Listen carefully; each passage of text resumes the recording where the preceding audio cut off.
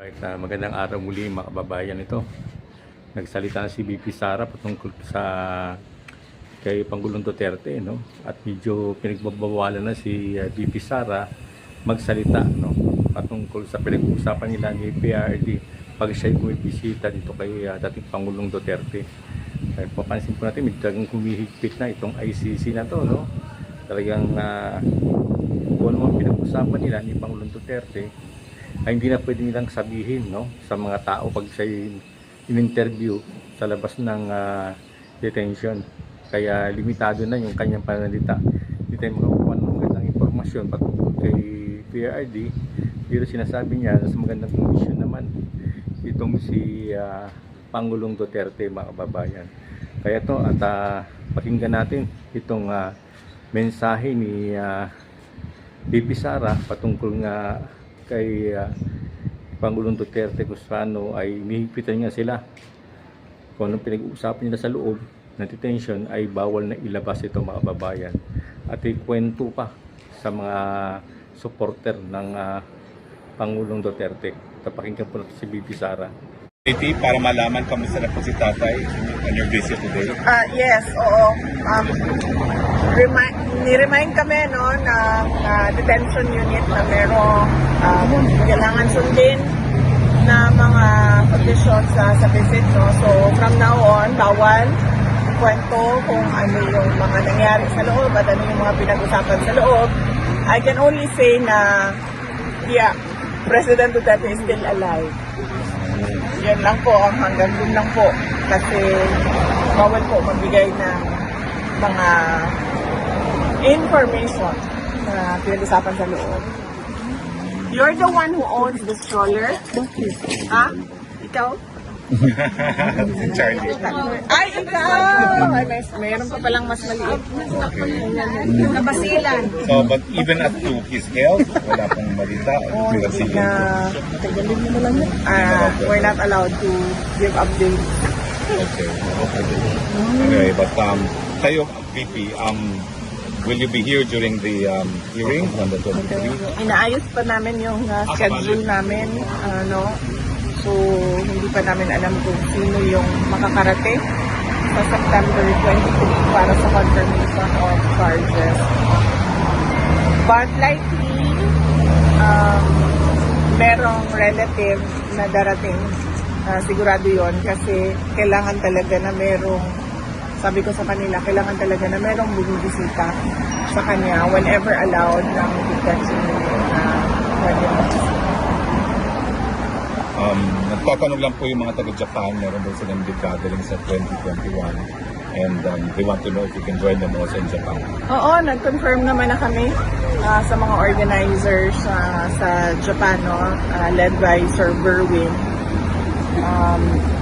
September 20 sila sa Tokyo and then September 21 sila sa Nagoya. So yung buong weekend na yon, Saturday, Sunday, merong Filipino community gathering sa Japan. And I understand, meron din dito sa The Hague.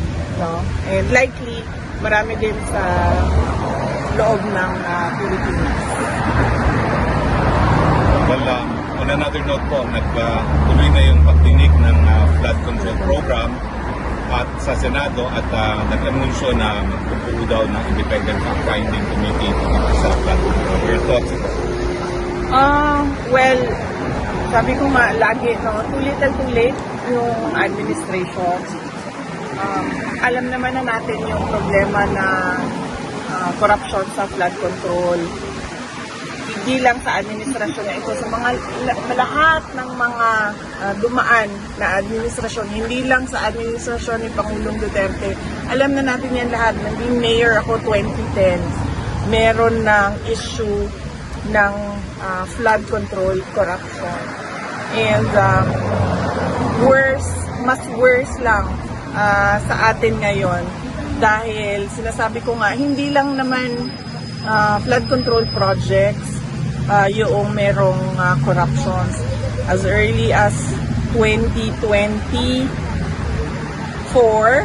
noong nag-resign ako sa Department of Education, matagal ko pinag-isipan yon kung magre-resign ba ako at sasabihin ko ba kung ano yung mga experiences ko as a secretary ng Department of Education. And then, nag-decide ako na magsalita talaga kung bakit. Sinabi ko nga, in-attach yung pinaghati-hatian ng members of the House of Representatives ang SBP, School Building Program budget ng Department of Education. At hindi lang yun, in-attach pa nila yung listahan doon sa House version ng GAB. Pero, and alam yun ni President Marcos, BBM, alam niya yun, kasi tinake up din yun during a meeting in Malacanang. Pero he looked the other way. So, magdududa ka kung bakit bigla ngayon ay merong silang palabas na malaking investigation ng flood control projects. Ibig sabihin, meron na naman siguro silang niluluto behind the scenes na syempre hindi natin nakikita dahil lahat tayo nakatutok doon sa flood control corruption. Kung seryoso lang talaga ang presidente, tapos na yan, isang araw lang, matuturo niya lahat ng may kagagawan ng corruption sa budget. Pero, well, as you can see, parang nanonood tayo ng Venezuela. Well, VP, you were once a mayor, and alam namin nandito ka naman sa Dahig, no? But do you plan to meet with Mayor Magalong and the rest of the leadership of the mayors for good governance? Because you had good governance when you were mayor yourself. Wala pa kaming, hindi na pag-usapan at wala pa kaming schedule. Ang immediate ko na schedule pagbalik sa Pilipinas ay sa Bicol Region dahil celebration nila ng Peña Francia at merong mga small gatherings kami doon, sectoral gatherings para sa mga issues naman sa Bicol na I'm sure biktima din ng corruption ng projects sa gobyerno. May plans po kayo to meet with Mayor Lenny Robredo at Luna Francia? Hindi pa namin nagawa yung schedule namin pero yes, gusto sana namin na ma-meet yung mga local government officials ng hindi lang ng Naga, ng entire Bicol region kung kakayanin ng schedule.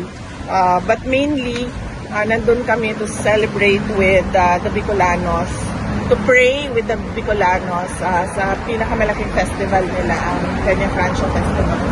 Okay. May question? Mga kababayan, ito, nagkwento na si VP Sara, no? At abangan na lang natin mga kababayan yung intent release ni PRRD. Maring itong linggo or next week, lumabas na yung resulta ng intent release kung ito papayagan ng ICC na pansamantalang makalaya itong ating Pangulong Duterte at mapag-relax-relax na si Pangulong Duterte kasi ito lang, no? Mahirap ang kalagayan ni Pangulong Duterte dahil nga sa 80 years old na siya ay walang nag-aasikas sa kanya kundi siya lang ang nag-aasikaso, no? At siyempre ang kaligayahan ni Pangulong Duterte ay yung may bisita sa kanya ng kanyang mga pamilya, mahal sa buhay. Kaya abangan po natin itong intent release na ilalabas ng resulta nitong ICC ito. Sana mapayagan, no, na makalaya pansamantala itong sa CPRD para naman makakain siya ng gusto niya at makausap niya ng maayos itong kanyang mahal sa buhay. Limitado nga yung yung kanilang kwento kasi nga masyadong mahigpit ang ICC pag hindi nagustuhan yung mga patungkol sa pinag-uusapan nyo ay mabablock para kay Ma'am Anilit, no? Ay pinagbawalan at pinagpitan na makapasok sa detention to si Ma'am Anilit. Kaya ito mga kababayan, ganito na lang ang ating update ngayong araw na to. Kaya kung bago na kayo sa aking channel, please like and subscribe para updated kayo sa aking ginagawang upload video. Bye bye po and God bless.